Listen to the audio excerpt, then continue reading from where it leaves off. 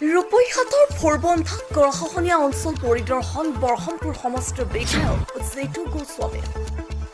ৰাইজৰ লগত হাত মিলাই বিধায়কগৰাকীয়ে ব্যক্তিগত পুঁজিৰ পৰা 50,000 টকাৰ দান গৰাখহনীয়া ৰোধ কৰিবলৈ বাঁহৰ পাৰ্কোপাইনৰ ব্যৱস্থাৰ কথা কৈ ৰাইজক।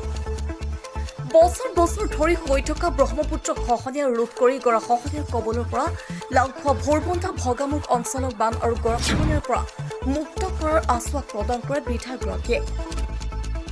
অসম চৰকাৰে ভোৰবন্ধাৰ গৰাখহনীয়া অঞ্চলসমূহ 8 কোটি টকা ব্যয় সাপেক্ষে জিঅ' বান্ধৰ অনুমোদন দিছে। নদীৰ বাঢ়নী পানী কমিলে আৰম্ভ কৰিব স্থায়ীভাৱে সমস্যা সমাধানৰ কাম। লাওখোৱা ভোৰবন্ধাবাসী ৰাইজক বান আৰু গৰাখহনীয়া মুক্ত কৰাৰ প্ৰতিশ্ৰুতি বিধায়কগৰাকীৰ।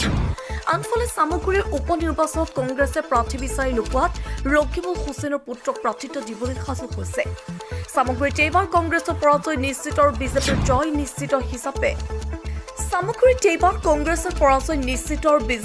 নিশ্চিত হিচাপে আকাৰে বুজাই দিলে বিধায়কগৰাকীয়ে।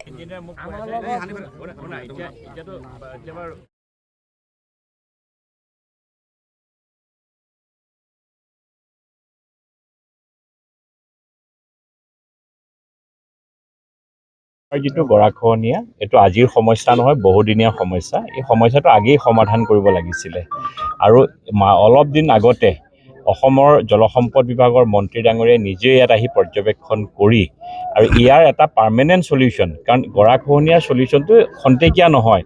অলপ পাৰ্কোপাইন দি থ'লে আপুনি অলপ পেৰাচাইটিং কৰি পেলাই দুদিনমান থাকিলে আৰু এটা জেগাত গৈ খহনীয়া হ'ব। যিহেতু এটা বৃহত্তৰ এৰিয়া আমি বচাব লাগিব, সেইকাৰণে এটা জিঅ' বেগৰ যিটো প্ৰটেকশ্যন আমাৰ যিটো কৰিব লাগিব, সেই প্ৰটেকশ্যনৰ কামটো আৰম্ভ কৰিবৰ কাৰণে আজি মই ৰাইজে কোৱাৰ কাৰণে মই চাবলৈ আহিলোঁ। ৰাইজে দুখত আছে আৰু ইয়াতে ৰাইজে নিজাববীয়াকৈ পইচা উঠাই ৰাইজে কাম আৰম্ভ কৰিছে। কোনোবাই 20,000, কোনোবাই 10,000 এনেকৈ পইচা উঠাই আৰম্ভ কৰিছে।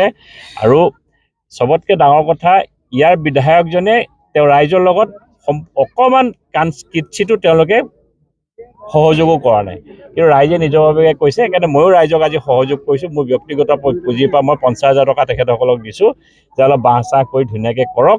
আৰু মই জলসম্পদ বিভাগৰ আমাৰ এক্সিকিউটিভ ইঞ্জিনিয়াৰ ডাঙৰীয়াৰ লগত এতিয়া কথা পাতিছোঁ। তেওঁলোকে এই বানপানীটো অকণ কমিলে এইটো কাম আৰম্ভ কৰিব। এইটো 8 কোটি টকা চেংচন হৈ আছে, কণ্ট্ৰেক্টৰ এলট হৈ আছে। অতি শীঘ্ৰে লাওখোৱাৰ ভোৰবন্ধা আমাৰ বগামুখৰ এই অঞ্চলৰ ৰাইজ বানমুক্ত হ'ব, গৰাখহনীয়াৰ পৰা মুক্ত পাব। চাওক, এই বিষয়ে মই ক'বলগীয়া একো নাই। চামগুৰিৰ ৰাইজে এইটো বিচাৰ বিবেচনা ল'ব, কাৰণ চামগুৰি সমষ্টিত প্ৰায় 3 লাখ লোক থাকে, প্ৰায় 1,80,000 ভোটাৰ আছে ইয়াত। তো 1,80,000 ভোটাৰ, প্ৰায় 3-3.5 লাখ লোক বসবাস কৰে। আৰু কংগ্ৰেছ এটা ডাঙৰ পাৰ্টি, সেই পাৰ্টিটোত দ্বিতীয় ব্যক্তিজন নাই। চামগুৰিৰ চাগে বেলেগ এজন কোনো ভাল কম্পিটেণ্ট কেণ্ডিডেট নাই কাৰণে চাগে বেলেগ আৰু এটা পৰিয়ালকে দি আছে কংগ্ৰেছে। কিন্তু ভাৰতীয় জনতা পাৰ্টিটো তেনেকুৱা নহয়।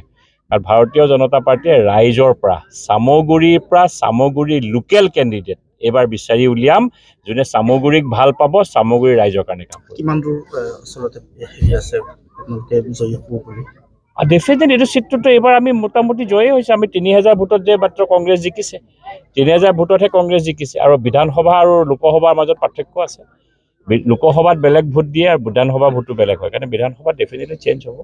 আৰু ৰাইজে নিজেই বিচাৰ কৰিব। ৰাইজে যদি একেটা পৰিয়ালৰ কবলত থাকিব বিচাৰিছে, পৰিয়ালৰ আণ্ডাৰত, তেতিয়াহ'লে এইটো ৰাইজৰ কথা। আমি চেষ্টা কৰিম, ৰাইজক বুজোৱাৰ চেষ্টা কৰিম। Bureau report, detox any.